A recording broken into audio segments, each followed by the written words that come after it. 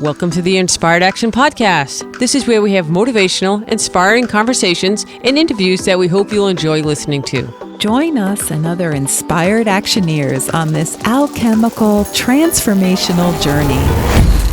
Welcome back to the Inspired Action Podcast. This is Pod 92. My name is Jay, and I'm here with my co-host, Lita Herman. Hello. How you doing today, Lita? I'm doing great. How are you, Jay? I'm doing great, too, so that's fantastic. We're both doing great. So today we're building on our last podcast, which is a series about how each elemental type will feel about entering the mystery gate. So, Lita, why don't you give a quick recap? What is the mystery gate? All right. So it's a metaphor for being willing to enter the unknown, the mystery within yourself. And this is what we call the first stage of alchemy. And it begins with entering the mystery gate. Which can be a little scary, but a little, fun and exciting. Yes, definitely. So today we're going to talk all about water. And actually, fun and exciting is perfect for water because what does water love the most? Anticipation. All right. So the idea is that in Pod 87, we talked about this concept of the first step of alchemy, which is called entering the mystery gate. And it's about really examining yourself in the darkness and the unknown.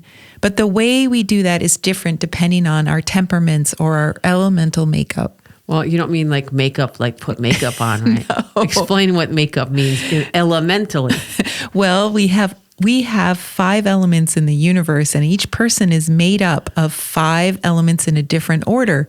So you might be wood, water, earth, metal, fire, or you might be fire, water, earth, metal, You don't wood. have to do them all. There'd be so many of them. We'd be here for a while. I just wasn't sure we were coming out with a new product line, elemental makeup. No. Okay, good. That's actually not a bad idea. Not a bad Depending on idea. your elements, right? Yeah, that would be cool. That'd be great. So, all right, before we get going on water, let's talk a little bit about 87. If you think we need to do a quick recap. Yes, I really recommend that you go back and listen to that podcast episode if you haven't already. And the idea here is that depending on whether you're wood, fire, earth, metal, or water, you're going to have different monsters or goblins in the dark tunnel, the mystery tunnel. The idea with them entering the mystery gate is it's like visualizing yourself entering into a dark tunnel. So the question is, what kind of creepy, crawly, monstery things are in your dark tunnel that you imagine? And how do you deal with them so that we can have the courage to keep walking in the dark? Sure. So let's just do another quick review. This is a review one today, right? A little bit about how you think of the 5 elements in the curriculum or your lessons for this lifetime energetically. Yes, so that's what it's all about. The 5 elements help you understand yourself better, to choose, to understand what you chose before you were born. So the idea is that you came into this lifetime to manifest something, and that is what we call the curriculum of your lifetime. And so far in this lifetime, you've probably spent a considerable amount of time trying to figure out what your curriculum is. Yeah, and in fact, your parents and your siblings might have told you that you were something completely different than who you are today. And if you're water, it's likely your career or your experiences in life that help you develop wisdom are most important to you. I have a lot of water people that I work with, and it's a lot of time career. Yeah, it's like all they want to talk about. Career. And that's not good or bad, right or wrong. Yeah. I'm not being judgmental. It's just that comes up a lot. But versus fire, which Yes. is almost always about relationship. Yeah. True. Each one has their own little thing niche. there. And depending on what you have second also can affect that as well. Yes. And fundamentally, I think water people, they just want to matter in the world. Yes. And luckily for water people, most modern day societies in the world praise people who, are very career focused. Yes. And so, however, that doesn't mean that water people always fit in, because society doesn't always support frivolous, and I say air quotes. Yes, you really did do air quotes. Yeah, I did. See, frivolous pursuits of like really wild experiences, exciting life experiences, and waters love those. So they may have a hard time fitting into society when they really allow themselves to pursue their wisdom path. Which is all about doing and learning from that actual experience of doing. Yes. So let's take a moment to explain what we mean by the wisdom path. Jay? Yeah, because wisdom is not just like book knowledge, which I think the fire, we've talked about that in the past, how the fire elements love to get knowledge from a book. the water elements love to get wisdom from doing. It's the knowing that we can only get from truly living life. And, we're not talking about just going to work and coming home every day. It's about new and exciting experiences that help anyone learn and eventually become, here I'm going to say it, wise. Yes. Right? We've been talking the wisdom, so it's about becoming wise. So you can be wise at work, but mostly that's not fulfilling as doing something adventurous or intense and then coming into great realizations about those experiences. Yeah. And everyone's different, but that's the quick little nutshell. Yeah, it's through this kind of living, whether you're climbing Kilimanjaro or doing a month-long silent retreat in a meditation center. I mean, it's just you love things that are a bit more extreme. Yeah. And, also, I just want to put a little asterisk here that the water elements are like the safety monitors of the elemental world. So you might be doing a hike in Kilimanjaro and then jumping off and doing something crazy like hang gliding or something, but you're going to have like triple checked your, parachutes or your first aid kits or all your resources. It's the safety monitor. So if you want to do crazy adventures, do it with a water person. Yes. And I just was thinking, I knew this doctor once who worked really, really hard just all the time, but she also played really hard and she was water. So that meant she was always traveling off to some foreign country and like having an amazing experience, climbing a mountain, skiing a mountain, kayaking through, some foreign, faraway place like Patagonia or sure. And wood people love to be part of those adventures as well. Yes. So it's kind of a win-win on that if you have a water friend and a wood friend. So I think that's really great. And, I just feel like, that's how they get their meaning of life, by doing.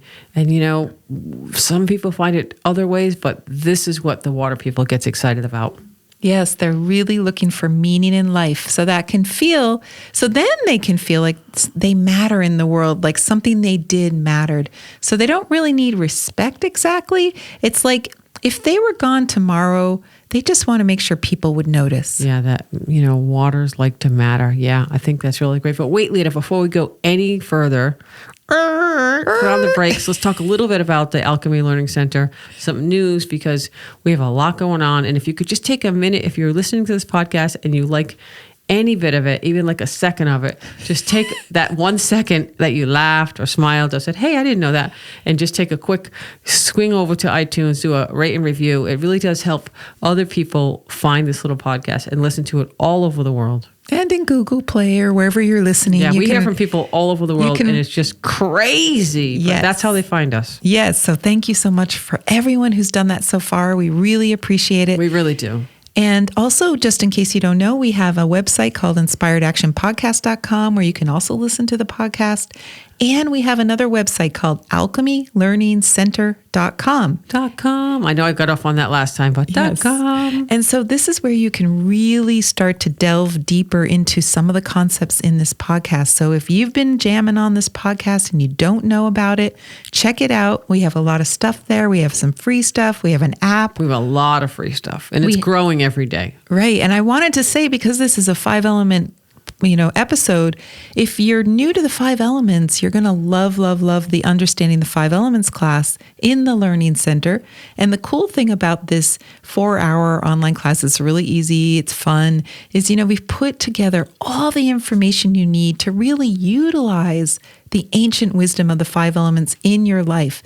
So you'll learn how to evaluate someone's walk, for example, so that now you can know someone else's element, which is super cool, because then you can kind of learn how to maybe communicate better with that person. Yeah, and as always, you're invited to send us a walking video. We still haven't done the little tutorial, I don't think yet. There is a tutorial in the Alchemy Learning Center. There we go. See? So you can look at the tutorial and just give us a slow walk and a fast walk. And we get walks all the time, so don't feel like you're imposing. We'll let you know if you are, so don't worry about that. We also have guided meditations, Tao Yin 7 circles exercises for free, which we do every day. We have live events. We have workshops, Ghost Points events, which was a huge success. That's on the website if you missed it. We also have a Gwei possession one coming up. Yes. In March. Yes. So if you're hearing this in real time, March 2022. We also have created a curated podcast list for when you're in a hurry and you don't want to listen to all of them, or you just want a specific topic, so you can check that out, which, by the way, is pretty popular. People I think as we get really busy, it's easier to just click on the curated podcast list. So we just have a lot of things, and we're creating this community of alchemists, like-minded people, share thoughts, experiences in a completely non-judgmental atmosphere, which is refreshing and fun. Yeah, so go check it out, alchemylearningcenter.com. Yes, that was really good, Lita. And again, if you have a minute or a second or 5 minutes, it's up to you. Rate and review us on iTunes or Google Play or Spotify, wherever you're listening. That would be great. It really does help, and we're so grateful. And let's go back to our regularly scheduled podcast. Water. They've probably been waiting and like, come on, get back to the water. Yes, because they anticipate all the time, and they're waiting. So being water is like being invited to the party and then trying to figure out how, not to be a fly on the wall, how to be really intense and involved in everything. But there's such a push-pull between wanting to be involved and be a part of everything, and at the same time, sometimes enjoying being alone or being on the sidelines.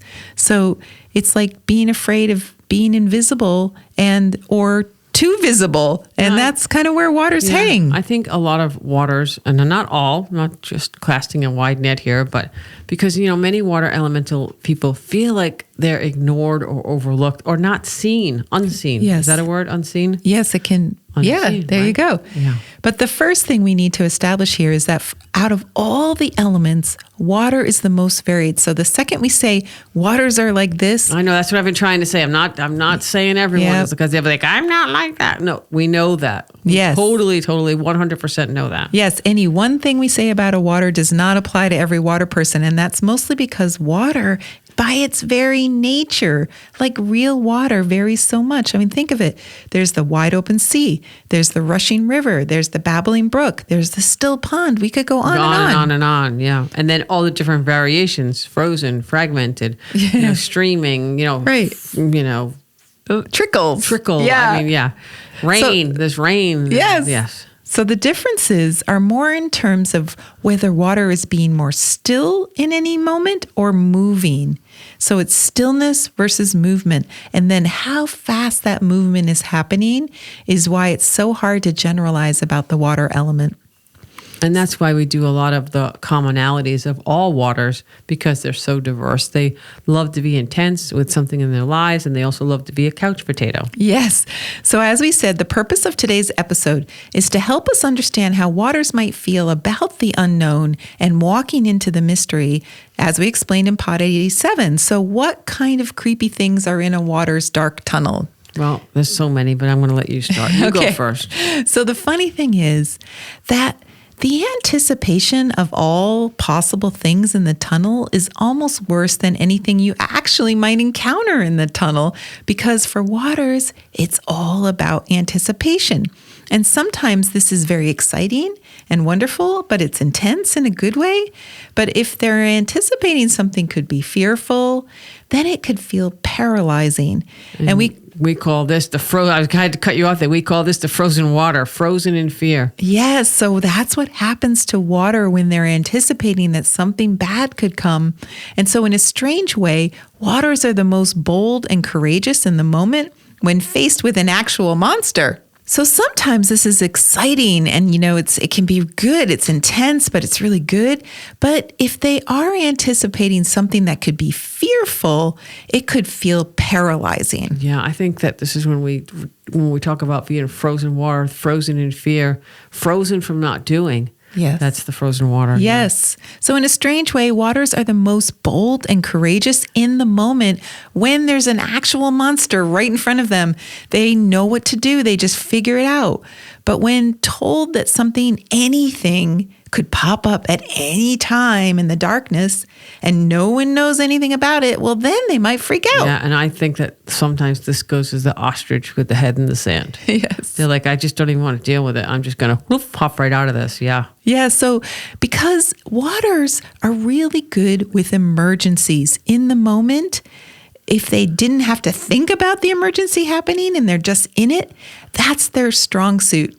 But anticipation of that emergency of something unknown that they don't know what's coming, but they know it's going to be an emergency, that's much harder for them. Yeah, so Lita, the real question is, can they continue to step forward in the darkness, in the tunnel, when they feel like there are too many unknowns, too much anticipation? Is that a thing, too much anticipation? Yeah, and then the other question is, why would they want to even do the dark tunnel at all? I mean, because for waters, it's about trust with a capital T. We've talked about this a lot in the podcast. If they have the ambition, which ambition's a water word, by the way, to get to the end of that dark tunnel, because they know that if they do, they will have evolved and grown and changed. Because anytime you choose to walk through something really scary, you evolve. And so that's really the benefit, that they might want to do this. They may be willing to face the darkness. And what helps them to do that is they can rely on their ability to trust. And trust is their superpower. Yeah, trust life, trust the universe, and know whatever comes out, whatever comes their way, good, bad, intense, whatever it is, they will know what to do in that moment. I write it on my board all the time. Trust in the moment you'll make the right choice. Yes. And that is trust with a capital T. Yes, it's like waters are prepared without having to do the preparation. Their preparation is simply their ability to adapt and adjust to any situation. So they're like born with prepared. Yep. But the second that someone says, you better get prepared, then they freak out, because getting prepared is kind of a ridiculous concept, but they don't know that. And so they're like, oh, what do I have to do to get prepared? And they get all anxious and upset about it. But if they just know that they have innately in them the ability to adapt and adjust to any situation, then that's super cool for water. And that's what we call trust with a capital T. And that's true for water in their life at any time. And once they realize this fact, then they can walk anywhere and know that whatever they are faced with, they will know what to do in that moment, even though they have no idea what to do in advance. Yeah, that's really that is it. And that is just the message we keep trying to get through on this. So that's what water will likely be dealing with within their first step of the first stage of alchemy, either in eagerness to embrace the unknown and confidence that they'll figure things out, or dun dun dun, Dun, dun, paralyzing dun. block of ice, like an iceberg that cannot move and will not move and does not want to move forward. So can you see the big difference there? Yes. The big separation there, and everyone else is in the middle Yes. at different various levels. So that's really what this is about. So the real growth and evolution of the water person is to move from that frozen in fear state to an understanding that they are safe, because they are made to adapt quickly to any situation, even emergencies. I think especially emergencies. Yeah. I always think when we're hanging out with water people, and like on something, a branch snaps in the woods, or an ambulance is coming down the road, or whatever, they are like usually ready to go. They're on it. They are on it. Their heads are already whipped around. I'm like, what? And they're like, oh, did you hear that? I'm like, no. So yeah, they're the ones you want to hang out with if you're doing things that are like challenging or fun or just, unknown.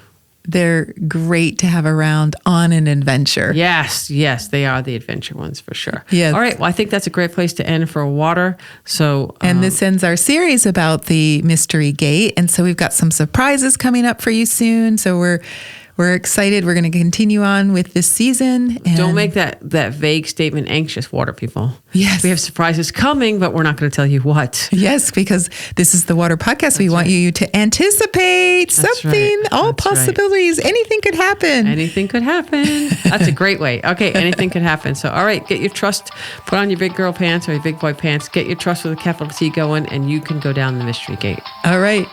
Yay. Thank you. Bye. You've been listening to the Inspired Action Podcast, and you've reached the end.